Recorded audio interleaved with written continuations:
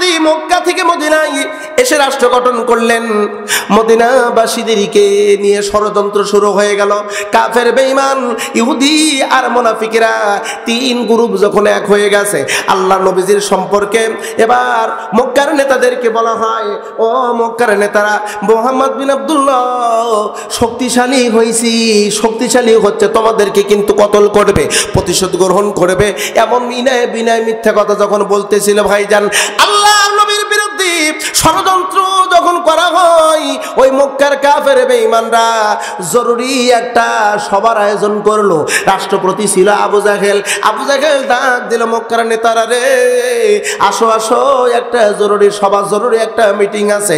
মিটিংয়ে সবাই উপস্থিত হয়ে গেল। উপস্থিত হওয়ার পরে মিনে বিনে নানান প্রকারের মিথ্যাচার কথা উপস্থাপন করলো।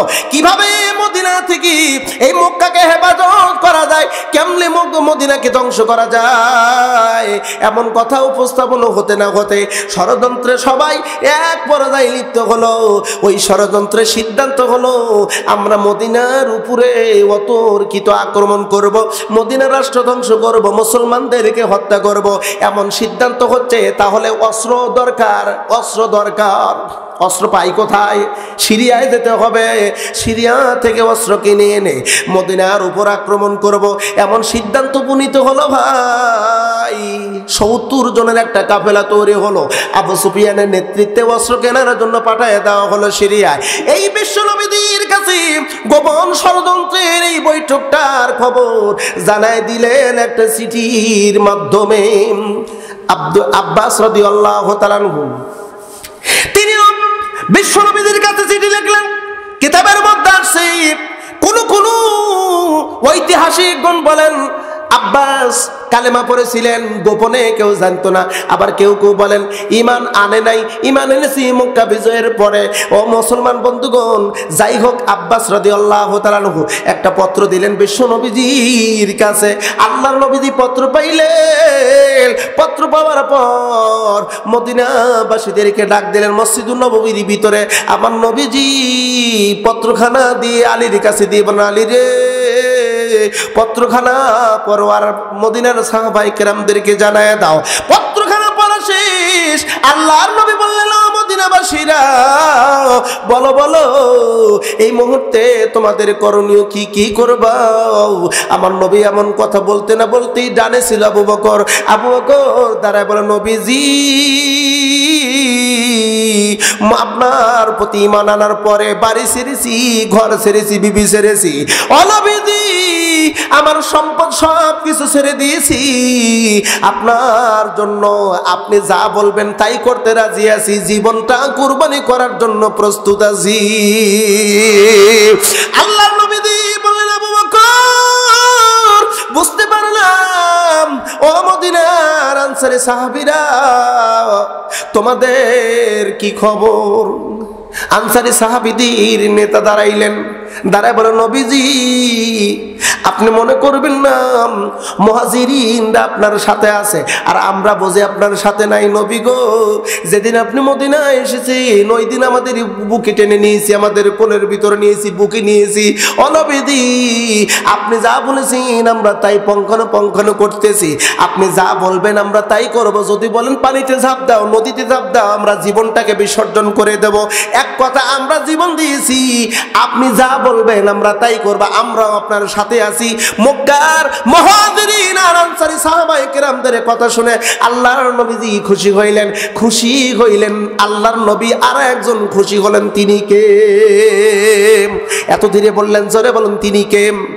আর একবার বলুন, তিনি কে? ও মুসলমান ভাইরা রে, গড়িতে 12টা 5 বেজে গেছে। না, আমি চাচ্ছি আলোচনা বন্ধ করে দিতে। চলবে আলোচনা? হাত উঁচু করে দেখেন কারা কারা চলার বিপক্ষে। ও বাবা, বোঝেনি মনে হয়। সবাই শুনবেন, আলোচনা শুনবেন। এই তাকবীর দেন, তাকবীর শুনলে বুঝতে পারবো কতক্ষণ আলোচনা শুনবেন। না রয়ে তাকবীর। শত শত মানুষ, এই আওয়াজ হলে বাড়ির যাওয়ার তাকবীর। এটা হলে বাড়ির যাওয়ার তাকবীর, অশোনার তাকবীর এটা না। তারপর আরেকটা বার পরীক্ষা করা যায় কেমন আলোচনা শুনবেন। নারায়ে তাকবীর। বলে হুজুর 10 মিনিট করেন। এটা 10 মিনিটের ওয়াজ শোনার তাকবীর।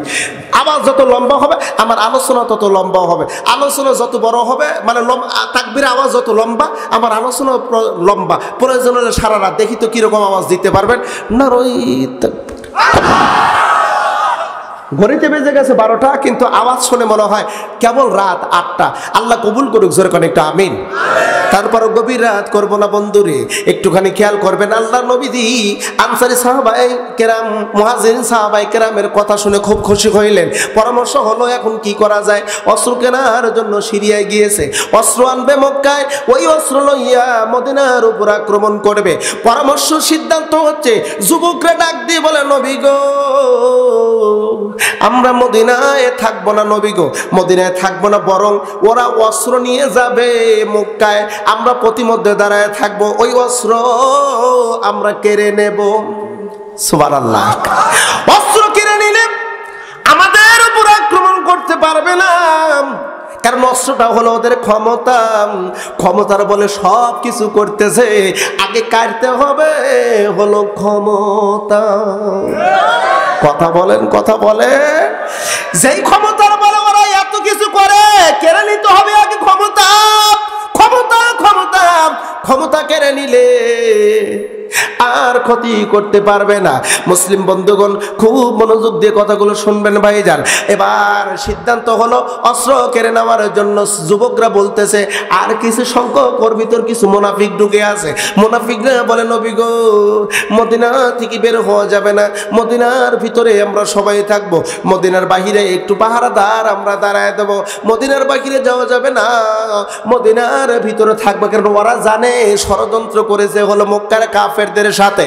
ওরা জানে আমরা মদিনার ভিতরে থাকবো, আর এই সুযোগে অতর্কিত ভাবে মক্কার কাফের বেঈমানরা আক্রমণ করবে। আমরা তো এইটাই চাই। এটা হলো মুনাফিকদের চিন্তা চেতনা। আমাদের সমাজের ভিতরে কিছু মুনাফিক আছে, বাবা সময় টময় ভালো না, বুঝে শুনে কথা কইউ। কতক্ষণ আছে না, আছে না। আমাকে কয় গোলজার তুই 5-7 বার জেলে উঠলি, তাও কি তোর লজ্জা হয় না? একটু বুঝে শুনে কথা কবার পারিস না? আমি বলি ভাইজান, ও ভাই, ও বন্ধু, তুমি মনে করো সময় ভালো না, আমি বলি এর চাইতে উত্তম সময় আর হয় না। কারণ এর চাইতে কঠিন সময় ছিল নবীজির সময়। নবীজি ছিলেন একা, তারপরে ধীরে ধীরে কয়েকজন ব্যক্তি কালেমা পড়ে মুসলমান হয়ে গেল। গোটা দুনিয়া হলো অন্ধকার, গোটা দুনিয়া হলো শত্রু, গোটা দুনিয়া হলো কাফের বেঈমান মুশরিক দিয়ে ভরা। আর হাতে গোনা কয়েকজন ব্যক্তি হলো হকের প্রতীক, হকের দাওয়াত দেয়। তারা কিন্তু ঠিকমতো রাস্তায় বের হতে পারে নাই, রাতে বাড়িতে ঘুমাইতে পারে না, ঠিক মতো খাবার খাইতে পারে নাই। নামাজে দাঁড়াইলে পিছন দিক দিয়ে গলায় গলায় চাদর মোড়ায় ধরতো, সেজদায় গেলে উটির পচা নারী ভুঁড়ি চাপায় দিত। শুধু কি তাই, প্রকাশ্যে কেউ আল্লাহু আকবার শব্দটা উচ্চারণ করতে পারতো না, প্রকাশ্যে কোরআনুল কারীম তেলাওয়াত করতে পারতো না। আপনারা বলুন তো, ওই সময়ের চাইতে এখনকার সময় ভালো নাকি মন্দ? প্রকাশ্যে আযান দিতে পারি, প্রকাশ্যে খোলা মাঠে কোরআন থেকে তাফসীর মাহফিল হচ্ছে হাজার হাজার লক্ষ লক্ষ, এখনো কোরআনের কথা বলতে পারে, এখনো দ্বীনের কথা বলতে পারে। সেখানকার চাইতে এখনকার সময় অনেক ভালো। আর মুনাফিকরা কই সময় টুমাই ভালো না, তার মানে হলো তোকে আগে সাইজ করা দরকার। মুনাফিকরা সাবধান হও, আমাদের অন্যান্য জাতিদের সাথে আমাদের কোনো দ্বন্দ্ব নেই। আমাদের দ্বন্দ্ব হলো ঘরের শত্রু বিভীষিকাময়। ঘরের শত্রুগুলো আগে চিহ্নিত করতেছি, খবর আছে তোদের। আমাদের অন্য কারোর সাথে সম্পর্ক, অন্য কারোর সাথে দ্বন্দ্ব নাই।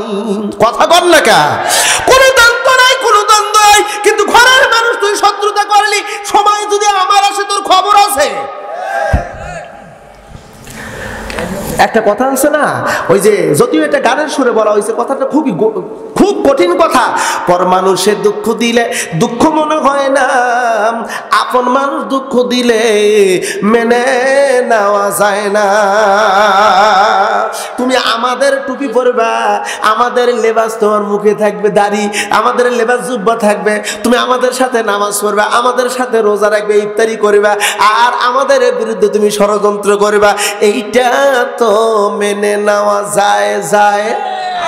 কথা বলেন, কথা বলেন। বলেন? তুমি যদি শত্রুতা করতেই হও, দাড়ি কাটো, টুপি ছাড়ো, জুব্বা ছাড়ো, মসজিদে আইসো না, তারাবি পড়ো না,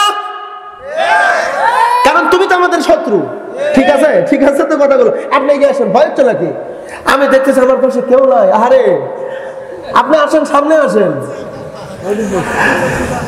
সমস্যা হলে কি জানেন, প্রত্যেকটা মাহফিলে দেখি আমাদের সময় কেউ থাকে না, বুঝছেন?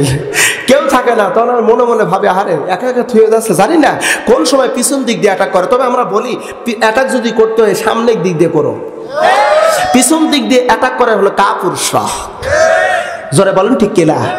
সামনের দিক দিয়ে পারলে করে, পিছন দিক দিয়ে করো না। পিছন দিক দিয়ে ওরা করে, ওরা জানে সামনের দিক দিয়ে আসলে পারবো না। কারণ আমরা একটা কথা বলেছি, বাঁচবো যতদিন, সন্তুষ্ট থাকবে ততদিন কার? জোরে জোরে বলুন কার? মরবো যখন, সন্তুষ্ট থাকবে কার? আমি তোমার এই কথা বলবো না, আমি যখন মরবো আমার মুখে যেন আসে না, আসে না, আসে না। হ্যাঁ, তোর মুখে কালেমা নসিব হবে না, তোর মুখ ওইটাই নসিব হবে। صلاتي ونسكي ومحياي ومماتي لله رب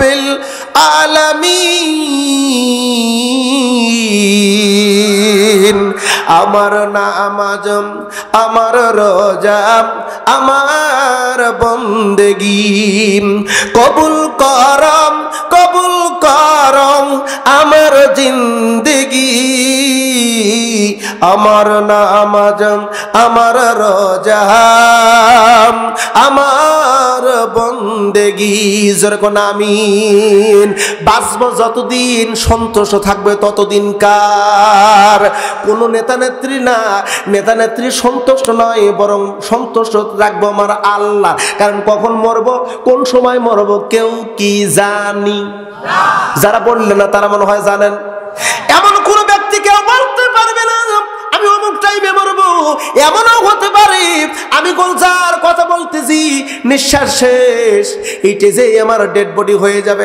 এমনও দৃষ্টান্ত আছে, আমার বাংলাদেশি অনেক ওলামা হযরত তেজের উপরে বয়ান করতে করতে দুনিয়া থেকে বিদায় হয়ে গেছে। আপনারা নাম শুনেছেন, আমাদের মাগফুর মরহুম আল্লাহর একজন ভালো, একজন প্রবীণ, একজন আলেমে দ্বীন রেজাউল করিম কাউসারি, নাম শুনেছেন না আপনারা? এই যে নীলফামারীতে মাহফিল করার পরের দিন টাঙ্গাইলে মাহফিল। আমার সেই দিন মাহফিল ছিল জলঢাকাতে, জলঢাকা উপজেলার একদম নিকটে মাহফিল ছিল। জলঢাকা মাহফিল করে যাওয়ার প্রতিমধ্যে বগুড়ার একদম কাছাকাছি যখন আসলাম, আসার পরে বগুড়া থেকে ফোন আসলো, মাওলানা আপনি কি জানেন রেজাউল করিম কাউসারি দুনিয়া থেকে বিদায় হয়ে গেছে। আমি মুহূর্তের ভিতরে টেলিফোন লাগালাম, মাওলানা ফরিদুল ইসলাম ফারুকি ভাই কি? ও ফারুকি ভাই, হৃদয় বিদারক কথা শুনলাম। আমাকে বলে মাহমুদি রে, টাঙ্গাইলের মাহফিলে কাউসারি আলোচনা চলাকালীন সময় বলে আমার বাম বাজারে একটু ব্যথা লাগতেছে, আমি আরো কথা বলবো না। টেস্ট থেকে কয়েকজন ধরেছে, গাড়ির উপর তুলেছে, হাসপাতালে নেওয়ার আগেই প্রতিমধ্যেই ডেড বডি হয়ে গেছে।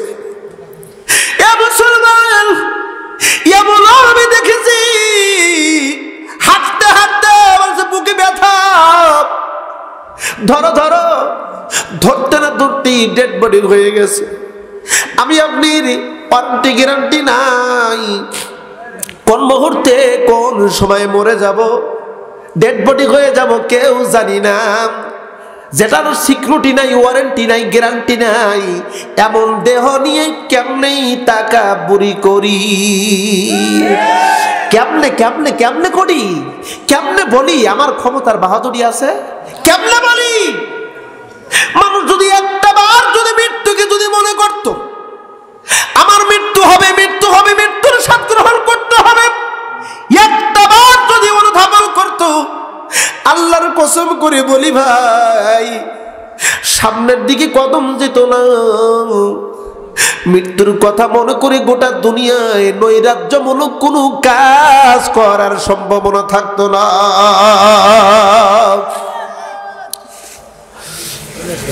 যে কোনো মুহূর্তেই আসতে পারে মৃত্যু, যে কোনো মুহূর্তেই মালাকুল মউত আসতে পারে। কথা বলা আসতে পারে কিনা? যে কোনো মুহূর্তে আসতে পারে। অতএব এর আগে আমাদের সতর্ক হওয়া দরকার। মুসলমান বন্ধুগণ, মুনাফিকরা বলতেছে মদিনার বাহিরে যাওয়া যাবে না। যুবকরা বলে নবীজি মদিনার বাহিরে একটি জায়গা আছে, জায়গাটির নাম হলো বদর। নবীজি এই বদর নামক প্রান্তের আমরা যদি যাই সেই জায়গায় লুকিয়ে থাকবো। আর বদরের পার্টি মক্কার মানুষগণ সিরিয়াতে যাতায়াত করে, অস্ত্র নিয়ে আসবে, আমরা অতর্কিতভাবে গিয়ে অস্ত্রটা কেড়ে নেব। যুবকদের কথায় যুক্তি আছে, যুবকদের কথা আল্লাহর নবী সমর্থন করলেন। জোরে বলা যাবে কি একটু সুবহানাল্লাহ? যুবক যুবক যুবক আমার আল্লাহ পছন্দ করেন, যুবকদের ইবাদত আল্লাহ পছন্দ করেন, যুবকদের ইবাদত আল্লাহ পছন্দ করেন। তদানীন্তনকালে যুবকদের কারণে ইসলামের দাওয়াত প্রচার প্রসারিত হয়েছে। আজকেও যুবকদের দ্বারাই ইসলামের কাজগুলো হচ্ছে, আমি যেটা লক্ষ্য করেছি গোটা বাংলাদেশে, ঠিক কিনা? যুবক যদি একটু সজাগ হয়, আবার ইসলামের পতাকা উড্ডীন হবে। আল্লাহ কবুল করুক, এই যুবকদেরকে আমির হামজার মতন কবুল করুক, যুবকদেরকে খালেদ বিন ওয়ালিদের মতন কবুল করুক। জোর কন্যা একটু আমিন। আর একবার জবান খুলে বলেন একটু আমিন। যুবকদের সিদ্ধান্ত বিশ্বনবী গ্রহণ করলেন।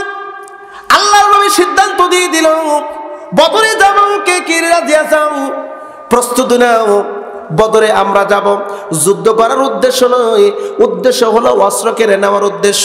মুসলমান বন্ধুগণ, এক পর্যায়ে বদরে যাওয়ার জন্য প্রস্তুত নিল। আল্লাহর নবী কিছু সংখ্যক সাহাবায়ে কেরামদেরকে মদিনায় রেখে গেলেন, আর কিছু সংখ্যকদেরকে লইয়া এবার রওনা দিলেন বদরের উদ্দেশ্যে। কিতাব প্রমাণ করেছি, সিরাতে মুস্তাফা ইদ্রিস খান দৌলভী রহমাতুল্লাহ আলাইহি এই সিরাত গ্রন্থের মধ্যে আছে 300 জনের কম সাহাবায়ে কেরামদেরকে নিয়ে রওনা দিলেন।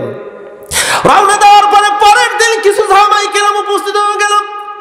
কেউ কেউ বলে 303 জন, কেউ বলে 308 জন, 9 জন, আর অধিক সংখ্যক আমরা যেটা জানি 313 জন সাহাবায়ে কেরাম বদরের প্রান্তরে। আসুন মূল কথাগুলো বলি ভাই যান। বদরের প্রান্তরে গেল, বদরটা বিশ্ব নবীজি সুন্দর একটা জায়গা নিয়ে সাহাবায়ে কেরামদেরকে নেতা উপস্থাপন করলেন, আর অপেক্ষায় রইলেন সিরিয়ার কাফেলা আবু সুফিয়ান কোন সময় আসে এই জায়গা থেকে। কিছু সাহাবায়ে কেরামদেরকে গোয়েন্দা হিসেবে লাগায় দিলেন, তোমরা রাস্তা ফলো করো রাস্তায়। আবু সুফিয়ান কখন কোন সময় আসে? আবু সুফিয়ান এত বড় চালাক একজন ব্যক্তি ছিল, মদিনার একদম এই যে বদরের নিকট আসার পূর্বেই তার মনের ভিতরে একটা সন্দেহ জাগলো। এইটা মদিনার একদম নিকটই বদর, মদিনা থেকে বদরের দূরত্ব হলো 70 মাইল। জোরবান কয় মাইল? আর একবার বলুন কয় মাইল? আপনাদের এই নীলফামারী থেকে রংপুর কয় মাইল হয় জানা আছে নাকি? 40-45 কিলো। আর একটু ধরেন দেবীগঞ্জ 70 কিলো হবে না? দেবীগঞ্জ থেকে রংপুর, এই দেবীগঞ্জ ধরেন এতটুকু, তাহলে একদম নিকটে। আবু সুফিয়ানের মনের ধারণা, আমি যে অস্ত্র কিনতে গেছি, আমার এই অস্ত্র কেনার খবরটা হয়তোবা মোহাম্মদ বিন আব্দুল্লাহ তার সাথে সঙ্গী হয়তোবা জানতে পারেন, আর বদরের প্রান্তরে ওরা অপেক্ষা করতে পারে, আমাদের উপর আক্রমণ করতে পারে। এটা হলো মনের ভিতর ধারণা। একটা কথা মনে রাখবেন, খারাপ মানুষের মনের ভিতরে সব সময় খারাপ ধারণা, আর ভালো মানুষের মন্ত্রের ভিতরেই ভালো ধারণা। ভালো মানুষ ভালো ধারণা সব সময় রাখে। এই আবু সুফিয়ান চিন্তা ফিকির করলো, তাই যদি হয় তাহলে গোয়েন্দাগিরি করার দরকার। সে এবার একটা অভিনব কায়দা অবলম্বন করলো। কায়দাটা হলো একটা চাদর আবৃত্তি করলো, মুখটা একদম কালো পোশাক দ্বারা আবৃত্তি করে চাদর মুড়ি দিয়ে বদরের বাজারের দিকে রওনা দিয়েছে। মানুষের দিকে নজর নাই, কোনো মানুষের দিকে তাকায় না, তার নজর হলো শুধু মাটির দিকে, খালি মাটির দিকে নজর দিয়ে দেখতে না দেখতেই, চলতে না চলতেই একটু আগে গিয়ে দেখে কিছু বিষ্ঠা বোঝেন নাকি আপনারা? জানি না, মানে উট পিছন দিয়ে যেটা বের করে গোবর, হ্যাঁ কি বলেন আপনারা? গরু যেটা পিছন দিয়ে বের করে ওইটার নাম কি? গোবর। উটের গোবর পাইল, গোবর পাওয়ার পর কাপড়ের উপরে তুললো, তুলে একটা দৌড় দিয়েছে। অনেক দূর গিয়ে এবার গোবরের উপর গবেষণা শুরু হয়ে গেছে। গবেষণা করে দেখা গেল কিছু খেজুরের বিচি পাওয়া গেছে। এই খেজুরের বিচিটা এবার তার এই টনক দিয়ে পরীক্ষা করছে খেজুরের বিচিটা মক্কার নাকি মদিনার খেজুরের বিচি। পরীক্ষা করে দেখা যায় এটা মদিনার খেজুরের বিচি। তার মানে হলো মদিনা থেকে হয়তোবা কোনো উট এসেছে এই বদরে। তদানীন্তনকালে উটগুলোকে খেজুর খাওয়ানো হতো, আর আমরা মানুষ আমরা খেজুর এখন পাই না। কথা কন না কে ভাই? তাও আবার দুঃখজনক হলেও সত্য কথা। এই সত্য কথা বললেই অনেকে আবার মন খারাপ করে। এখন আমাদের বাংলাদেশ বড়ইয়ের বাংলাদেশ। কথা কন না কে? বলে ইফতারির সময় খেজুর খাওয়া যাবে না। খেজুর কেন খাইতে হবে? খেজুর খাইলে টাকা যাবে বিদেশে, আর বড়ই হলো দেশীয় পণ্য, দেশে তো উৎপাদিত হয়। বড়ই দিয়ে কি ইফতারি করা যায় না? খেজুরের দিন শেষ, আসছে হলো বড়ইয়ের বাংলাদেশ। এই কথা বললেই কিছু সংখ্যক মানুষ বলে হুজুর তোমার সর্বনাশ। কথা কন না কে ভাই? গতকাল এই কথা বলতে না বলতেই তারাগঞ্জের উপজেলা চেয়ারম্যান আমার বাম পাশে বলে হুজুর এসব কথা বলা যাবে না। আমার গোলাম রব্বানী ভাইয়ের মাহফিল গতকাল আমি করলাম। আমি বলছি হুজুর এসব কথা বলা যাবে না। আমি চিন্তা ভাবনা করলাম এখানে যদি দুইটা কথা বলি মাদ্রাসার উপরে আঘাত করবে, কারণ ওদের কামই তো হলো একটা কোনো মতো অজুহাত পাইলেই মসজিদ আর মাদ্রাসাগুলো বন্ধ করে দেওয়া। একটু অজুহাত, খেজুর খাওয়া যাবে না, খাইতে হবে বড়ই। এর আগে একজন বলেছিল গরুর গোশত খাওয়া যাবে না। গরুর গোশত কেন খাইতে হবে? গরু গোশত দিয়ে কেন বিরিয়ানি বানাতে হবে? কাঁঠাল দিয়ে কি বিরিয়ানি করা যায় না? এ কথা বল না কে ভাই? আবার বলে এই যে রমজান, আমরা মাঝে মধ্যে এগুলো শুনি, শোনার পরে অবশ্য বাংলাদেশে কিছু মানুষের একটু ওই যে মুখের খোরাক হাসি দরকার আছে না, হাসির জন্য ওরা মাঝে মধ্যে বলে বেগুন কেন খাইতে হবে? বেগুন সব কেন খাইতে হবে? মানে ইফতারির সময় বেগুন দেওয়া করার দরকার নেই কে? মিষ্টি কুমড়া আছে না, মিষ্টি কুমড়া। আহারে ও ভাইজান কি বলবো, ওদের আক্রোশটা কোন জায়গায় দেখেন। কারণ খেজুর খাওয়া, খেজুর দিয়ে ইফতারি করা হলো সুন্নত। আমার নবী খাইছে। কথা বলেন, কথা বলেন। বুঝতে হবে ওদের আক্রোশটা কোন জায়গায়। আমার নবীর সুন্নত কেন আদায় হবে একটু লক্ষ্য করে দেখেন। আবার একজন বলল যত্রতত্র মাদ্রাসা হওয়ার কারণে স্কুল প্রতিষ্ঠানে ছাত্রছাত্রীর অভাব হয়ে গেছে। তার মানে হলো ওদের টার্গেট হলো এখন আবার নুরানিয়া মাদ্রাসার গুলোর নজর পড়ে গেছে। কারণ মাদ্রাসায় থেকে আদব কায়দা শিখবে, আদব কায়দা শিখবে, অশ্লীলতা তো আর হবে না। ওই যে একটা গল্প আছে না, লিখছে না আমরা, শরীফ থেকে শরীফা যাবে, বাড়ি থেকে বের হয়েছে, মা বাবা পাঠাই দিয়েছে, শরীফকে পাঠাইছে, বাবা তুমি স্কুলে যাও। স্কুল থেকে ফেরত আসার সময় দেখে নাকে গয়না, মাথায় ঘুমটা, কানে দুল, পরনে হলো মহিলার পোশাক। মা কয় বেটারে তোরে পাঠাইলাম আর কি এমন অবস্থা? বলে মা এমন বিদ্যা অর্জন করেছি আমি এখন শরীফ থেকে শরীফ হয়ে গেছি। কথা বলেন, এরকম শিক্ষা ব্যবস্থা বাংলাদেশে মনে হয় নাই। কথা বলেন নাকি আপনারা? খুব ভালো করে বুঝতে হবে যারা খারাপ মানুষ ওদের চিন্তাই হলো খারাপ ধারণা। কথা বলেন নাকি? একটু লক্ষ্য করে দেখুন ভাইজান, আবু সুফিয়ান এবার যখন দেখলো ভাই এই খেজুরের বিচি, তার মানে হলো মদিনা থেকে লোকজন আসছে। মদিনা থেকে লোকজন আসা মানেই হলো আমার উপর অ্যাটাক করা। এবার নিজেকে আতঙ্কিত মনে করে একটা দুঃসংবাদ মক্কায় পৌঁছে দিল। অশ্বরোহীকে পাঠাই দিল, যাও যাও মক্কায় খবর দাও আবু সুফিয়ান তার দল বল আটক হয়েছে বদরে। মোহাম্মদ বিন আব্দুল্লাহ তার সাথীর সঙ্গে আটক করেছে। আপনারা বলুন তো আবু সুফিয়ান তার দলকে কি আমার নবী আটক করেছে এখনো? জোরে বলুন, করেছে? করেছে। কিন্তু ওরা নিজেরাই একটু অ্যাডভান্স। অনেক লম্বা কথা বলতে গেলে রাত অনেক সময় লাগবে। সারসংক্ষেপভাবে বলি ভাই, এক পর্যায়ে খবর চলে গেছে মক্কায়, খবর গেছে আবু সুফিয়ান তার দলবল সহ আটক হয়েছে। এই খবরটা যেতে না যেতেই অল্প সময়ের ভিতরেই আবু সুফিয়ানের স্ত্রী হিন্দা এই হিন্দার সম্পর্কে এমন কিছু তথ্য আছে ভাইজান, যেই তথ্য বললে আপনারা অনেকে অবাক হয়ে যাবেন। হিন্দা সে আবু সুফিয়ানের স্ত্রী বটে, আর রাত কাটাইতো হলো আবু জাহালের সাথে। বুঝেন তাহলে কত বড় চরিত্রবান এই হিন্দা। কাবার প্রাঙ্গণে বিবস্ত্র হয়ে শরীর থেকে সমস্ত কাপড় খুলে কাবার প্রাঙ্গণে দাঁড়ায় বলে, মক্কাবাসীরা বুঝতে হবে কত বড় খারাপ মহিলা। তোমরা আসো, আমার স্বামীকে আটক করেছে, আর দেরি করা যাবে না, তাড়াতাড়ি তোমরা চলে আসো। অতর্কিত অল্প সময়ের ভিতরে অস্ত্র শস্ত্রে সুসজ্জিত হয়েন। এবার তারা রওনা দিল বদরের উদ্দেশ্যে। আবু জাহেল হলো সেনাপ্রধান।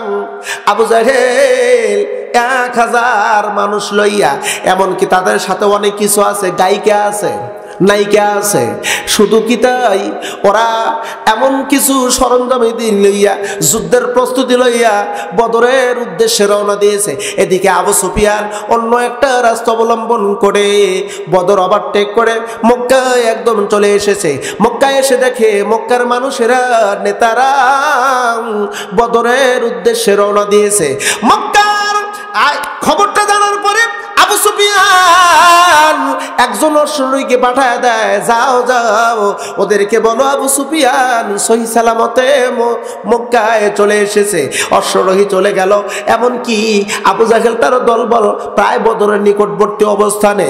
এমন জায়গায় যাওয়ার পরে আবু সুফিয়ানের এই বার্তাবাহক কি বলে, আবু জাহেল নেতারে, আবু সুফিয়ান মক্কায় চলে এসেছে, আর যাওয়ার দরকার নাই, ফিরে আসো মক্কায়। খবর যখন গেল, খবর যাওয়ার পরে কাফেলা রোধ করলো, সবাই দণ্ডায়মান, আর কেউ সামনের দিকে যায় না। আবু জাহেল বলতেছে, এ মক্কার নেতারা, আমরা যেহেতু বদরের একদম নিকটে এসেই পড়েছি, আমরা এমন করে মক্কায় ফিরে যাব না, আমরা বদরে যাব। সেখানে যদি মোহাম্মদ বিন আব্দুল্লাহ তার সৎসঙ্গীকে যদি পায়, তাহলে আমরা তাদেরকে হত্যা করব। কারণ আমাদের ক্ষমতার বল আছে, আমাদের কাছে অস্ত্র আছে, আমাদের কাছে নারী আছে, আমাদের কাছে শক্তি আছে, আমরা হত্যা করব। এমনকি সেখানে আমরা আনন্দ করব। আর যদি মোহাম্মদ বিন আব্দুল্লাহ আর তার সাথী সঙ্গীকে যদি না পাই, আমাদের কাছে গায়িকা আছে, নায়িকা আছে, আমাদের মাঝে অনেকগুলো নারী আছে, আমরা উৎসব করব, রান্না করব, খাবো, আর এখানে গান বাজনা করব, তারপরে আমরা মক্কায় ফেরত আসব, তারপরে মক্কায় আমরা চলে আসব। আনন্দ করার সময় পাই না। এমন করি যখন আবু জাহেল বক্তব্য দিচ্ছিল, কয়েকজন মুরব্বী, উবাই ইবনে খালফ থেকে শুরু করে আর কয়েকজন মুরব্বী বলতেছি, আবু জাহেল রে, ওয়াজাতা গোলমাল করার দরকার নাই। মোহাম্মদ বিন আব্দুল্লাহ তো আমাদের রক্তের একজন ব্যক্তি, আমাদের কারোর ভাই, কারোর ভাতিজা, কারোর দরদের একদম নিকটের মানুষ, ওয়াজাতা গোলমাল করার দরকার নাই। আবু জাহেল রে, চল চল হলো মক্কায়, সামনের দিকে যাব না। আবু জাহেল কয়, বুড়া তোরা চুপ কর, আমি নেতা, আমার কথা তোদের শুনতে হবে। বাধ্য হয়ে নেতাগুলো সরল করে বদরে তারা পৌঁছে গেল। বদরে যাওয়ার পর বদরে গেছে, কিন্তু ওদের অবস্থা হলো যুদ্ধ করবে, কিন্তু যুদ্ধের প্রস্তুতি নিয়ে গেছে। আমার রাসূল কিন্তু যুদ্ধের কোনো প্রস্তুতি নিয়ে যায় নাই। মুসলমান বন্ধুগণ, লম্বা কথা কিতাবুল মাগাজির মধ্যে আসছে, বিশাল একটা লম্বা চওড়া ঘটনা। ওই দিকে গেলে আমি সময় পাবো না, অলরেডি রাত 12:30 বেজে গেছে। তারপর আর একটা বার অনুমতি চাই, সামনের দিকে আলোচনা করব নাকি মোনাজাত করব? হাতে চলে আসলো। আল্লাহর নবী কি যুদ্ধের কথা বলল? রাসূল আমার যুদ্ধের কথা শুনে কিং কর্তব্য বিমর হয়ে গেলেন। কারণ হুজুর আমার যুদ্ধ করার জন্য আসেন নাই, হুজুর এসেছেন অস্ত্র কেড়ে নেওয়ার জন্য, কিন্তু এখন ওরা এসেছে যুদ্ধ করার জন্য। এই অবস্থায় আল্লাহর নবী কি করবেন? নাকি বদর থেকে পালিয়ে যাবেন, নাকি যুদ্ধ করবেন? কোনটা করবেন? নবী আমার চিন্তিত হইলেন। চিন্তিত হওয়া শুরু হয়ে গেল। সাহাবাই কেরামদেরকে ডাকলেন, রে আমার সাহাবীরা, বলো বলো এই মুহূর্তে কি করতে পারি? আল্লাহর নবী সবাই পরামর্শ দিচ্ছি, ইয়া রাসূলুল্লাহ, আমরা এসেছি বদরে প্রান্তরে যুদ্ধ করার নিয়তে না, কিন্তু এখন যুদ্ধ সংগঠিত হবে। নবীজি আপনি যা বলবেন আমরা এই মুহূর্তে তাই করতে রাজি আছি। বাবা বাবা ভাই, ও চাচা ভাই,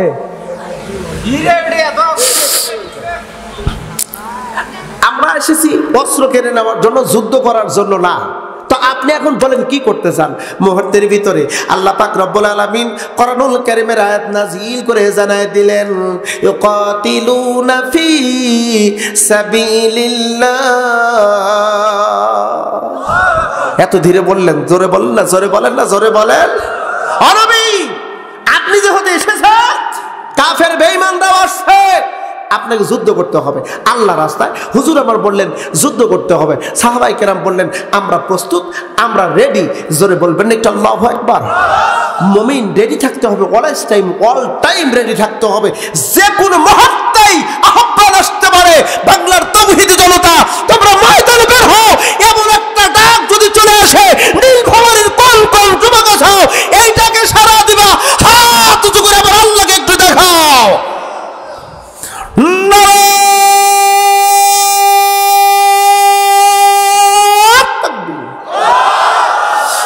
আল্লাহ সেই দিন আমাদের তুমি কবুল করো। জোরে করে একটু আমিন। আর একবার জবান খুলে বলবেন না একটু আমিন। সাহাবায়ে কেরাম বলেন, ইয়া রাসূলুল্লাহ আমরা প্রস্তুত, অলওয়েজ টাইম, অল টাইম। আপনি বলতেছেন আমরা রেডি। হুজুর আমার সাহাবায়ে কেরামদের কথা শুনে খুব খুশি হলেন। আর সাহাবায়ে কেরামদেরকে আবার আল্লাহ পাক আয়াতে কারিমা নাজিল করে জানায় দিলেন, ও নবী তাদেরকে বলে দিন এই যুদ্ধের ময়দানে যারা শহীদ হবে, যারা শহীদ হবে, কাফেরদের আঘাতে যাদের রূহটা বের হয়ে যাবে, মৃত্যু হবে, তাদেরকে আমি শহীদি মর্যাদা দান করব। আর শহীদের মর্যাদা হলো আমার কাছে সর্বশ্রেষ্ঠ মর্যাদা হলো এপারে দুনিয়া আর ওপারে হলো জান্নাত। সাহাবায়ে কেরাম তো জান্নাতের জন্যই পাগল হবে। অবশ্য আমরা জান্নাতের জন্য পাগল না, আমরা দুনিয়ার জন্য পাগল। অনেক কথা ভাইজান। আল্লাহর নবী বললেন রাত যখন চলে আসতেছে তোমরা যাও, যার যার মতন করে তোমরা তাঁবুর মধ্যে স্থাপনা করো, কিছু সংখ্যক পাহারা দাও আর কিছু সংখ্যক তাঁবুর মধ্যে বিশ্রাম করো। ও মুসলমান বন্ধুগণ, যেহেতু কাফের বেঈমানরা এসেছি রাতের গভীরেও হয়তোবা আক্রমণ করতে পারে। কিতাব প্রমাণ করছে ভাইজান, আল্লাহর নবীজি তাঁবুর ভিতরে তিনিও ঢুকলেন। আমার নবীজির তাঁবুর দ্বার রক্ষী পাহারাদার হলেন হযরত আবু বকর আর হযরত আলী। আরো কিতাবের মধ্যে আসছে হযরত ওমর, কোন বর্ণনা আসছে দুইজন ছিলেন পাহারাদার, আলী আর আবু বকর। আর সাহাবায়ে কেরাম দারদার মতন তাঁবুর ভিতর ঢুকলেন আর কিছু সংখ্যক পাহারাদার হিসেবে দাঁড়ায় রইলেন। কিতাবের মধ্যে আসছে ভাইজান, আবু জাহেল গভীর রাতের সময় একজন গোয়েন্দাকে পাঠায় দিল, যাও রে গোয়েন্দা যাও, মুহাম্মদ বিন আব্দুল্লাহ এবং তার সাথী সঙ্গীরা এই গভীর রাত্রিতে কি করে দেখো তো, নাকি আগামীকাল যুদ্ধের প্রস্তুতি নিচ্ছে, কেমন করে যুদ্ধ করবে এমন পরামর্শ করে নাকি। কাফের বেঈমানদের বিরুদ্ধে এমন সিদ্ধান্ত যখন হচ্ছে ভাইজান, একজন গোয়েন্দাকে পাঠায় দেওয়া হলো। ওই গোয়েন্দা চলে আসলো নবীজি এবং সাহাবায়ে কেরামদের তাঁবু পরিদর্শন করার জন্য। সাহাবীরা তাঁবুর ভিতরে যখন ঢুকেছে, কেউ ঘুমায় না, কেউ ঘুমায় না, নামাজের সিজদায় দিয়ে কান্না করে আর বলে, মাবুদ গো, আমরা তো এসেছি অস্ত্র কেড়ে নেওয়ার জন্য, কিন্তু অতর্কিতভাবে আগামীকাল যুদ্ধ হবে। এ আল্লাহ, আগামীকাল তুমি আমাদের বিজয় দিবেনি। এমন করে সাহাবায়ে কেরাম কান্না করে। আর যারা পাহারাদার ছিল, সাহাবায়ে কেরাম যারা পাহারাদার ছিল, এরাও পাহারা তো খামাখা দাঁড়ায় থাকলো না, বরং তারাও নামাজে দাঁড়ায় গেল। তারাও সেজদায় গিয়ে একইভাবে কান্নাকাটি করা শুরু করেছে। প্রত্যেকটা তাঁবুর ভিতর থেকে শুধু কান্না আর কান্না। ও মুসলমান, আজকে আমাদের কপালে যেই দুঃখ দুর্দশা এসেছে, এই দুঃখ দুর্দশা দূর করার জন্য একে তো প্রস্তুতি থাকতে হবে, মানসিক প্রস্তুতি, তারপরে হলে চেষ্টা থাকতে হবে।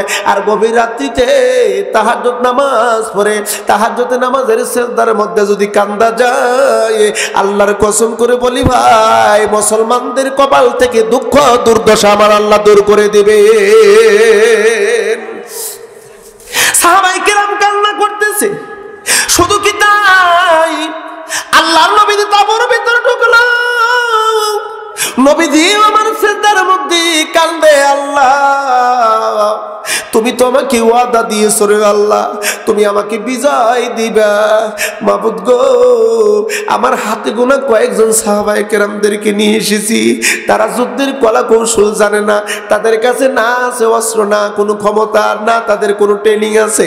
এ মাবুদ, আগামীকাল যুদ্ধ হবে, ওদিকে কাফের বেঈমানরা অস্ত্র এনেছে, তাদের যুদ্ধের সরঞ্জাম দিয়ে এনেছে, তারা ট্রেনিং প্রাপ্ত, আমি জানি। আগামীকাল আমার সাহাবায়ে কেরাম নামবে, তারা যদি নামে, তুমি যদি বিজয় না দাও, আমার সব সাহাবায়ে কেরাম মরে যাবে। আমি কাদেরকে নিয়ে দ্বীন ইসলামের কথা বলবো, কাদেরকে দিয়ে আমি দ্বীনের কথাগুলো বলবো, দ্বীনের প্রচারগুলো করব। আল্লাহ,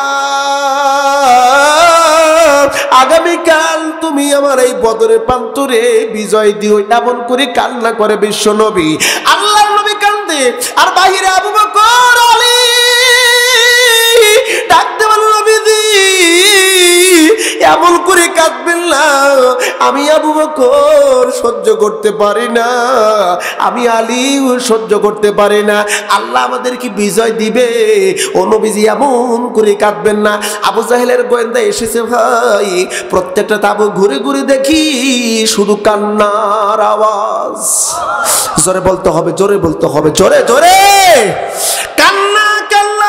আল্লাহ পাক বলেন, ফালিয়াতাহাকু কলিলান ওয়ালিয়াবকু কাসীরা। এ বান্দা, বেশি বেশি করে কাঁদ আর কম করে হাস। হাসতে নিষেধ করেছেন কে? জোরে বলতে হবে কে? বেশি বেশি কাঁদবেন, কান্নার পানি আল্লাহ পছন্দ করেন। যে বেশি কাঁদবে তাকে আল্লাহ বেশি মহব্বত করবে। হযরত ওমর রাদিয়াল্লাহু তাআলা এতটাই কান্না করতেন, যখন তিনি সময় পেতেন নামাজে দাঁড়ায় যাইতেন। গভীর রাত্রি হলেও যখন সুযোগ পান করে নামাজে দাঁড়াইতেন, আর দাঁড়ায় শুধু কান্না করতেন, কান্না করতেন।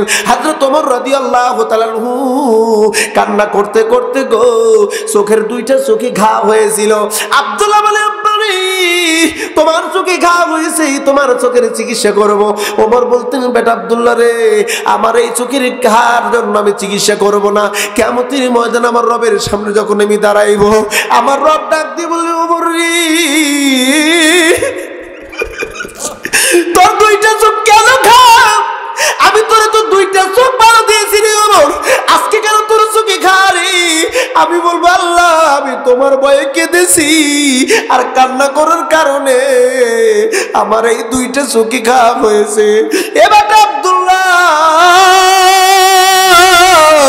আমার আল্লাহ যদি কোনো আমল যদি গ্রহণ না করে রে, আমার রবের ভয়ে কেঁদেছি, এই কান্নার ওসিলায় করেই আমি ওমরকে আল্লাহ মাফ করে দিবে। আল্লাহ পাক বলেন, কান্না কান্না পছন্দ করেন কে? জোরে বলতে হবে কে? আল্লাহ কান্না পছন্দ করেন, আমরা তো কাঁদতে পারি না। আজ রাত যত গভীর হয়, প্রতিটা ঘর থেকে আওয়াজ আসে অন্য রকমের আওয়াজ।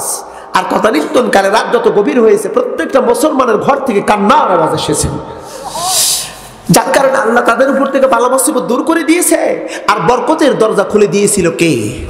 ওয়ালাউ আন্না আহলাল কুরা আমানু ওয়াত্তাকাউ লাফাতাহনা আলাইহিম বারাকাতিন মিনাস সামাই ওয়াল আরদ। এটা জোরে বলেন নাকি আল্লাহু আকবার।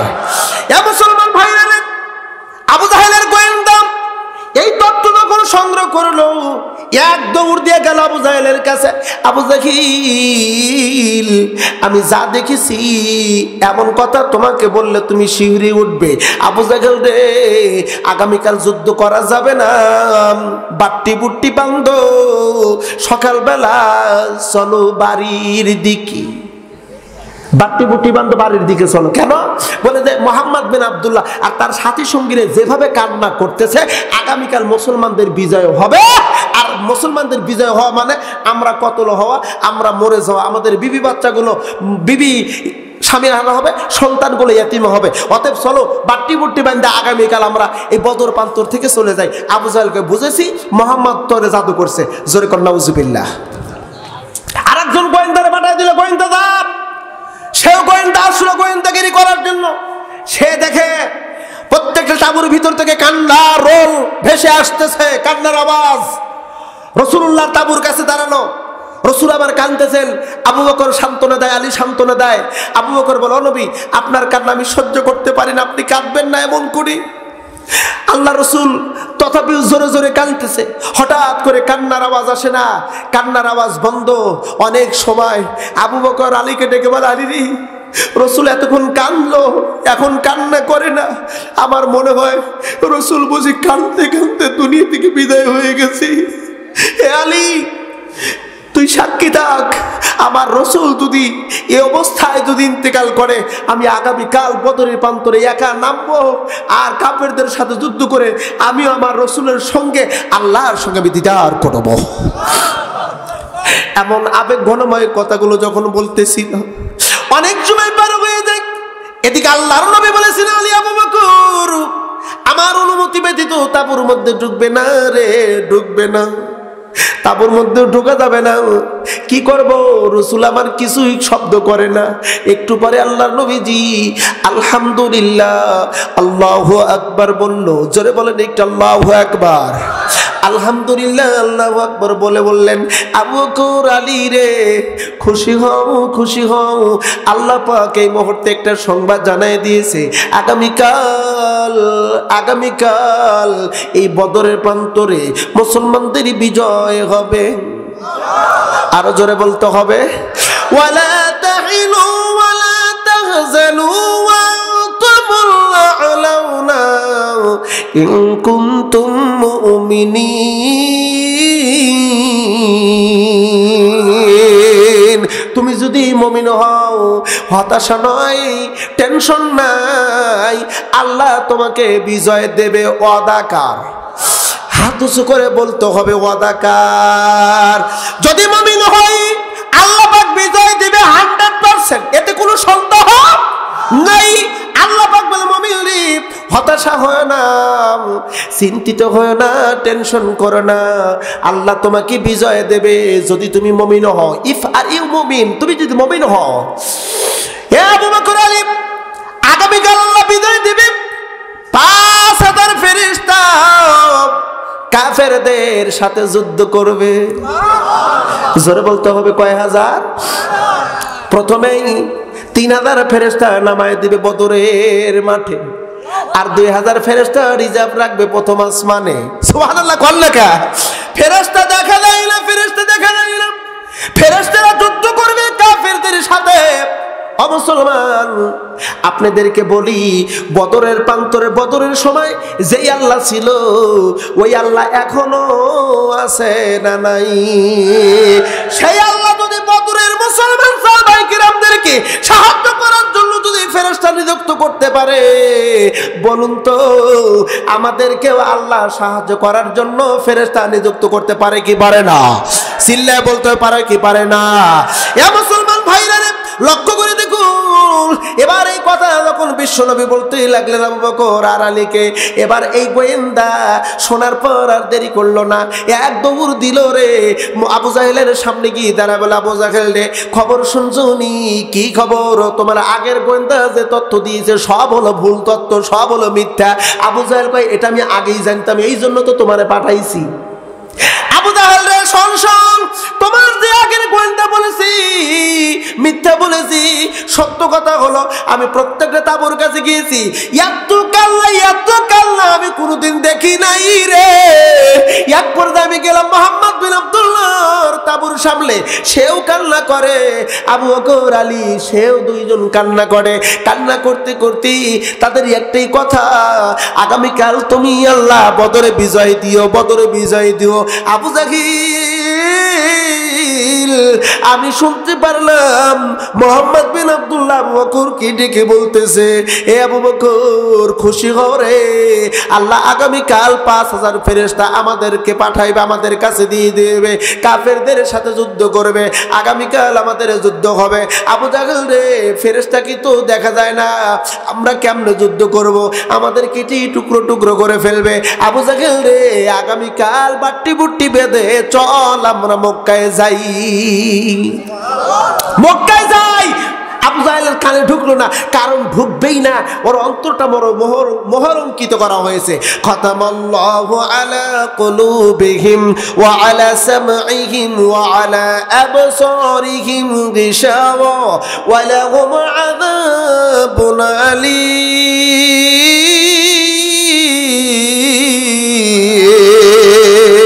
যার অন্তরটা মোহরঙ্কিত করা হয় ও বুঝতে পারবে না।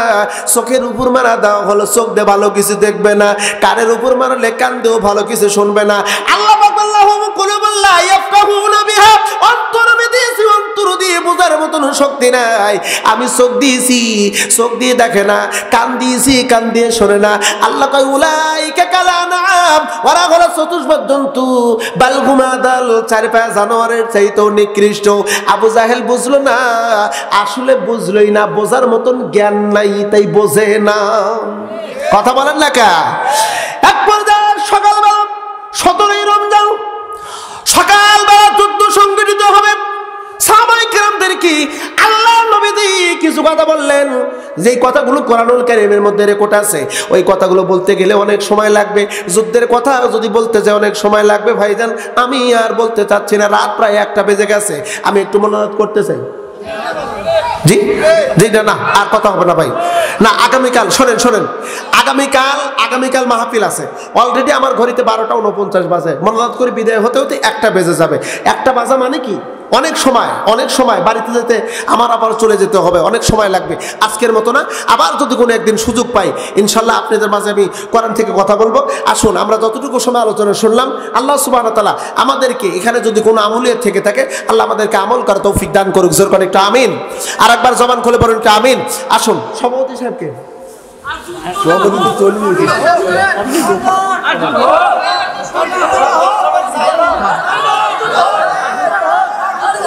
চলবে। আমি 30 সেকেন্ড সময় দেবো, ফাঁকা জায়গা পূর্ণ করে বসতে হবে। যদি বসেন তাহলে কিছুক্ষণ আলোচনা চলবে ইনশাল্লাহ।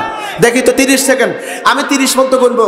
30, 29, 28, 27, 26, 25, 24, 23, 22, 21, 20, 19, 18, 17, 16, 15, 14, 13, 12, 11, 10। এখনো কিছু মানুষ পিছনে আছে, কই হুজুর যতই কোনো লাভ নাই। যাক আলহামদুলিল্লাহ, আপনারা যেভাবে অনুগত্যের বহিঃপ্রকাশ করলেন, আচ্ছা ঠিক আছে, আর কিছু সময়, যুদ্ধটা বলতে গেলে অনেক সময় লাগবে। যাই হোক, সকালবেলা যুদ্ধ শুরু হবে। প্রথম হলো খণ্ডযুদ্ধ। এই খণ্ডযুদ্ধ করবে কে কে? এদিকে মুসলমানদের পক্ষ থেকে 2 জন, একজন হলেন হযরত আলী, 3 জন মুসলমানদের পক্ষ থেকে 3 জন, একজন হযরত আলী, আমির হামজা, আর একজন সাহাবীটার নাম ওবায়দুল্লাহ সম্ভবত হবে, হ্যাঁ ওবায়দুল্লাহ। এই 3 জন সাহাবায়ে কেরাম রাদিয়াল্লাহু তাআলা আলাইহিম আজমাইন, তারা খণ্ডযুদ্ধের ওদিকে কাফেরদের মধ্যে থেকে 3 জন। এর মধ্যে আবু সুফিয়ানের ছেলে ছিল নাকি ভাই ছিল? ভাই ছিল, আবু সুফিয়ানের ভাই।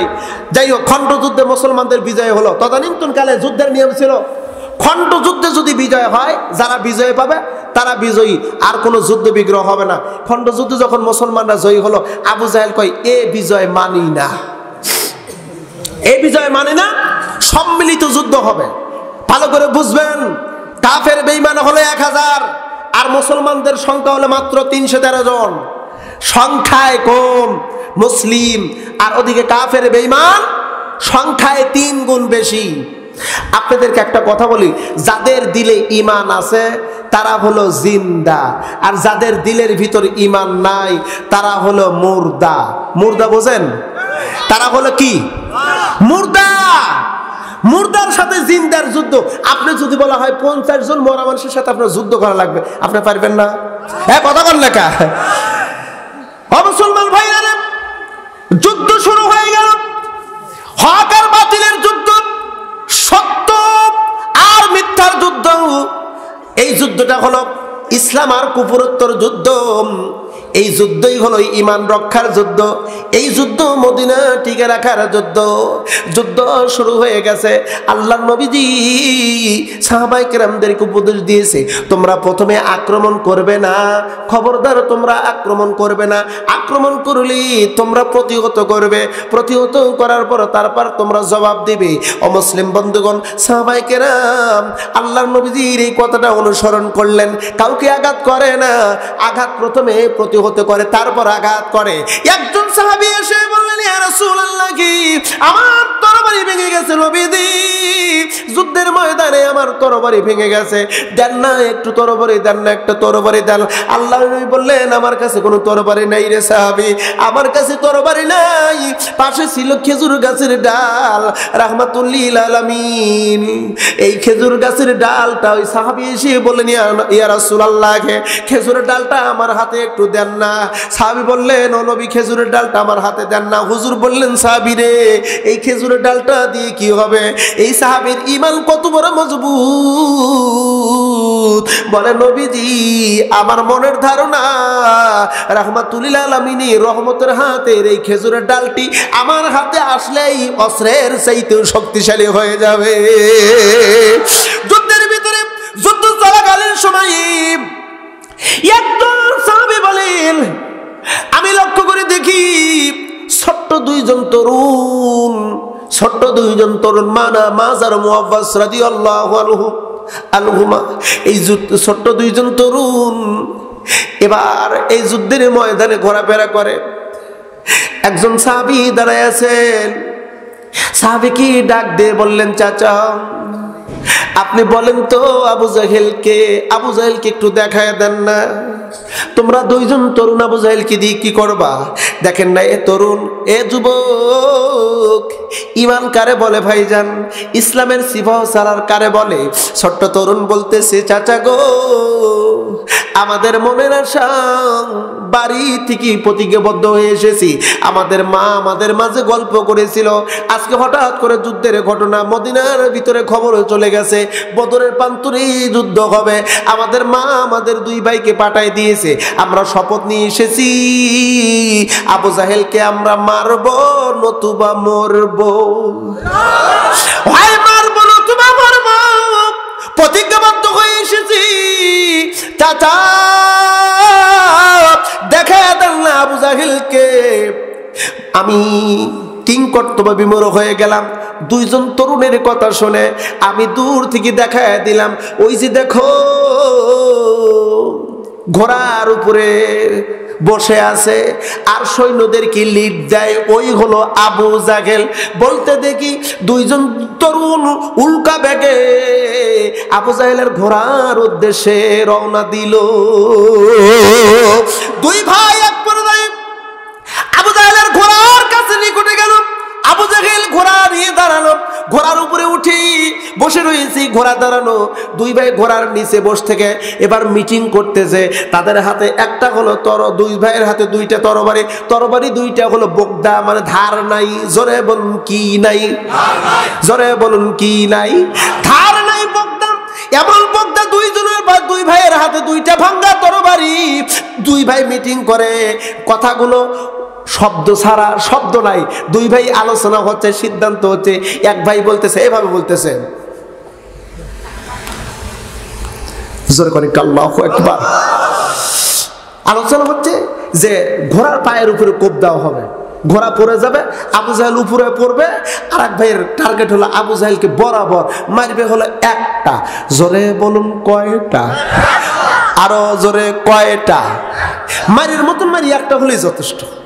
বেশি লাগে না, বেশি লাগে না। ওই যে যখন দাঁড়াবে না ওরা মারবেন, বেশি লাগবে না, এই সোজা খালি একটা মারবেন, দেখবেন ও সোজা হয়ে গেছে।